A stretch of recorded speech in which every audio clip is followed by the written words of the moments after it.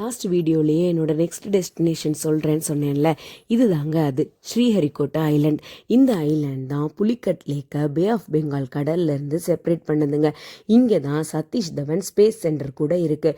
ISRO satellites எல்லாம் launch பண்ணுற இடமும் இது தானே. என்ட்ரன்ஸ்லேயே பிஎஸ்எல்வி ஜிஎல்எல்வியோட மாடல் எல்லாம் வச்சுருந்தாங்க. விசிட்டர் சைட் அண்ட் கேலரி போகலாம் அப்படின்ட்டு பிஆர்ஓ கிட்ட பர்மிஷன் கேட்க சொன்னாங்கங்க. ஆனால் சண்டே லிமிட்டட் டைம் தான் அப்படின்னு சொல்லிட்டு எங்களுக்கு பர்மிஷன் கிடைக்கல. சரி நமக்கு லக் அவ்வளோதான் அப்படின்னு சொல்லிட்டு அங்கே கொஞ்சம் நேரம் நின்றுட்டு இருந்தோம். லேக்குக்கு சுற்றி இருக்கிறதுனாலையோ என்னமோங்க அவ்வளோ ஜில்லுன்னு பீஸ்ஃபுல்லாக அங்கே ஒரு மாதிரி அமைதியாக அழகாக இருந்ததுங்க. கொஞ்ச நேரம் அங்கே நின்றுட்டு நாங்கள் ரிட்டன் கிளம்பிட்டோம். போகிற வழியில் ஒரு பேர்ட் சாஞ்சுரி பார்த்தேன். இங்கேயாவது போக முடியுமா பார்க்கலாம் அப்படின்னு ட்ரை பண்ணேன். சண்டே அப்படின்றதுனால அங்கேயும் விடலைங்க. பிரேக்ஃபாஸ்ட் தான் சாப்பிடல, ஆனால் லஞ்சு கண்டிப்பாக சாப்பிடணும் அப்படின்னு சொல்லிட்டு ஒரு ஹோட்டலில் தேடி கண்டுபிடிச்சி நிப்பாட்டினோங்க. இங்கே தான் ஒரு ட்விஸ்ட்டே. எனக்கு ஆந்திரா மீல்ஸ் சாப்பிட்ற அளவுக்கு தைரியம் இல்லை. அதனால நான் சேஃபர் சைடுக்கு கர்ட் ரைஸ் ஆர்டர் பண்ணேன். என் புருஷன் தான் பிரியாணி வேணும் அப்படின்னு சொல்லிட்டு பிரியாணி ஆர்டர் பண்ணான்.